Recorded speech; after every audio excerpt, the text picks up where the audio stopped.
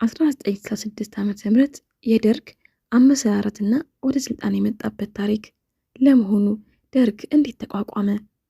ደርግ መነሻ ሰበቡ የወታደሮች አመጽ በ1966 ዓ.ም መጀመሪያ ላይ በኢትዮጵያ ውስጥ ከፍተኛ የረሃብ ችግር፣ የኑሮ ውድነትና የነዳጅ ዋጋ ጭማሪ ተከስቶ ነበር። ይህንን ተከትሎ በየክፍለ ጦሩ የነበሩ ዝቅተኛ መኮንኖችና ወታደሮች የደመወዝ ማሻሻያ፣ የቅሬታ ሰሚ እንዲሁም የሥራ ሁኔታዎች እንዲሻሻሉላቸው በመጠየቅ ማመጽ ጀመሩ። ሰኔ 1966 ዓ.ም በየጦር ሰፈሩ የተነሳውን አመጽ በአንድ ማዕከል ለመምራትና ከመንግስት ጋር ለመደራደር አንድ ወታደራዊ ኮሚቴ ማቋቋም አስፈለገ። በዚህም መሰረት ከሰራዊቱ ከፖሊስና ከብሔራዊ ጦር ክቡር ዘበኛ ከተውጣጡ 40 የጦር ክፍሎች ለእያንዳንዱ ክፍል 3 ተወካዮች፣ አንድ መኮንን፣ አንድ የትርኢት መኮንንና አንድ ተራ ወታደር ተመርጠው በድምሩ 120 አባላት ያሉት ኮሚቴ ተመሰረተ። አንድነት ኃይል ነው የልጃችን ተስፋ፣ ተነሳ ተራመድ ክንድህን አበርታ፣ ለአገር ብልጽግና ለወገን መከታ። አሁን ኢትዮጵያ ትቅደም፣ አሁን ኢትዮጵያ ትቅደም።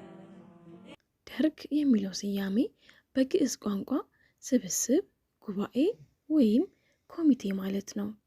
ይፋዊ ስሙ የታጠቁ ኃይሎች የፖሊስና የብሔራዊ ጦር አስተባባሪ ኮሚቴ ሆነ። ደርጎች እርስ በርስ ስለማይተማመኑና ከፍተኛ መኮንኖችን ስለሚጠራጠሩ መጀመሪያ ላይ መሪነቱን የያዙት ዝቅተኛ መኮንኖች ነበሩ። ይሁን እንጂ ስብስቡን የሚወክል የታወቀ ሰው ስላልነበራቸው ታዋቂውንና የተከበሩትን ሜጀር ጄኔራል አማን ሚካኤል አንዶምን የደርግ ሊቀመንበር አድርገው ሾሙ። በምክትልነት ሻለቃ በኋላ ኮሎኔል መንግስቱ ኃይለማርያምና ሻለቃ አጥናፉ አባተን መረጡ። ደርግ ስልጣን የያዘው በአንድ ጀንበር ሳይሆን በአጼ ኃይለሥላሴ መንግስት ላይ ስልታዊና ረቂቅ የደረጃ በደረጃ መፈንቅለ መንግስት በመፈጸም ነበር። ከሰኔ እስከ ሐምሌ 1966 ደርግ መጀመሪያ ሲቋቋም ለንጉሱ ታማኝ እንደሆነና ዓላማው ሙስናን ማጥፋትና የተራቡትን መርዳት ብቻ እንደሆነ ገለጸ። ኢትዮጵያ ትቅደም ያለምንም ደም የሚል መፈክር በማውጣት የህዝቡን የተማሪውንና የሰራተኛውን ድጋፍ በቀላሉ አገኘ። አሁን ኢትዮጵያ ትቅደም፣ አሁን ኢትዮጵያ ትቅደም፣ ኢትዮጵያ ትቅደም። የእናት ሀገራችን ጥቃቷን አንወድም፣ ህዝቧ ተበድሎ ማየት አንፈልግም። የዘሬ ሃይማኖት ልዩነት አንሻ ይላሉ ልጆችሽ ኢትዮጵያችን ትቅደም። ነሐሴ 1966 ደርግ ቀስ በቀስ የንጉሱን የስልጣን መሰረቶች መንቀል ጀመረ። የንጉሠ ነገሥቱን የቅርብ አማካሪዎች፣ ሚኒስቴሮች፣ የጦር ጄኔራሎችና መሳፍንቱን በሙስናና በህዝብ ክህደት ወንጀል እየከሰሰ በቁጥጥር ስር አዋላቸው። ንጉሱ ብቻቸውን እንዲቀሩ ተደረገ። ደርግ በኢትዮጵያ ቴሌቪዥን ላይ የወሎን የረሃብ አሰቃቂ ምስሎችና የአጼ ኃይለሥላሴን የቤተ መንግስት ቅንጦት ጎን ለጎን በማሳየት ህዝቡ ንጉሱ ላይ ያለውን አክብሮትና ፍቅር እንዲቀንስ አደረገ። መስከረም 2 ቀን 1967 ዓ.ም የደርግ መኮንኖች ወደ ብሔራዊ ቤተ መንግስት በመግባት ለ82 ዓመቱ አጼ ኃይለሥላሴ ከስልጣን መውረዳቸውን የሚገልጽ አዋጅ አነበቡላቸው። ንጉሱን በሰማያዊ ቮልስዋገን መኪና ጭነው ወደ ጦር ፈረሰኞች ካምፕ በመውሰድ በቁጥጥር ስር አዋሏቸው።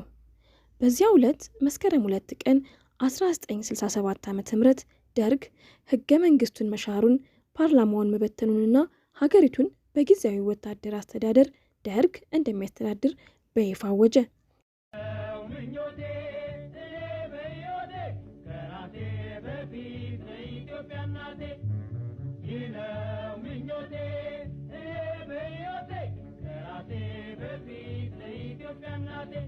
ጃንሆይ በቁጥጥር ስር ቢውሉም በሀገሪቱ ውስጥ ለዘመናት የኖረው የባላባት ስርዓትና የንጉሱ ደጋፊዎች አሁንም ለደርግ ትልቅ የደህንነት ስጋት ነበሩ።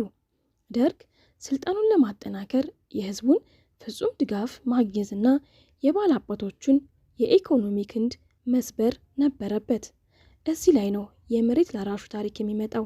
ከስልጣን በኋላ ደርግ መሬት ላራሹ የሚለውን የመሬት ማሻሻያ በየካቲት ወር 1967 ዓ.ም የገጠር መሬት በህዝብ ንብረት እንዲሆን አዋጅ አወጣ። ይህ ውሳኔ ለብዙ ገበሬዎች ታሪካዊ ለውጥ ሆነ። መሬት በአንድ ጀንበር የመንግስትና የህዝብ ሆነ። ለዘመናት የነበረው የፊውዳል ወይም የባላባት ስርዓት ተገረሰሰ። ገበሬው መሬቱን በነፃ አገኘ።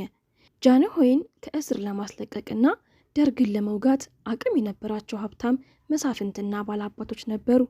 ደርግ መሬታቸውንና ንብረታቸውን በሙሉ ሲወርስባቸው የኢኮኖሚ አቅማቸው ሙሉ በሙሉ ተመታ። ከዚህ በኋላ የዘውዱ ስርዓት ዳግም ወደ ስልጣን የሚመለስበት እድል በጣም ጠበበ። መሬት ላራሹ መጀመሪያ የደርግ ሀሳብ አልነበረም። ከ1950ዎቹ ጀምሮ የአዲስ አበባ ዩኒቨርሲቲ ተማሪዎች ያነሱት የነበረ ጽኑ የፖለቲካ ጥያቄ እንጂ።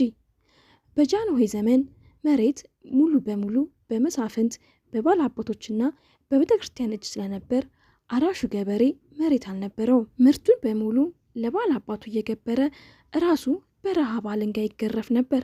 ደርግ የመሬት ላራሹን አዋጅ አውጆ የመሬት ባለቤቶችን ወይም ባላባቶቹን አቅም ሙሉ በሙሉ ካዳከመ በኋላ የዘውድ ስርዓቱ ዳግመኛ በኢኮኖሚም ሆነ በፖለቲካ እንደማያገግም እርግጠኛ ሆነ።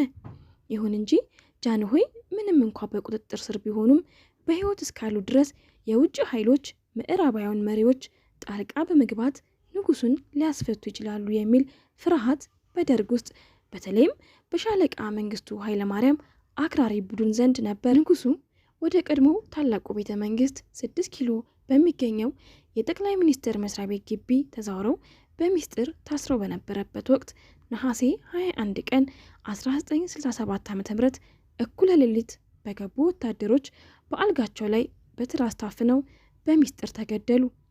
እዛው ግቢ ውስጥ በሚገኝ የአንድ መጸዳጃ ቤት ወለል ስርም ተቀበሩ። ደርግ ግን ንጉሱን በተፈጥሮ ሞት አረፉ ብሎ አስነገረ።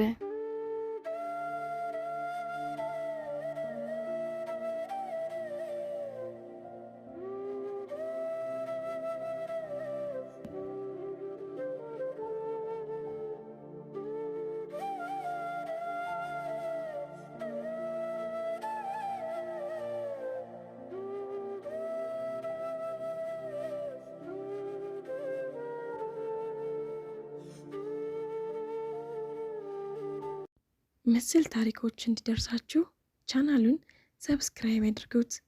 ታሪኩን ከወደዳችሁት ለወዳጅ ዘመዶ ያጋሩት። እናመሰግናለን።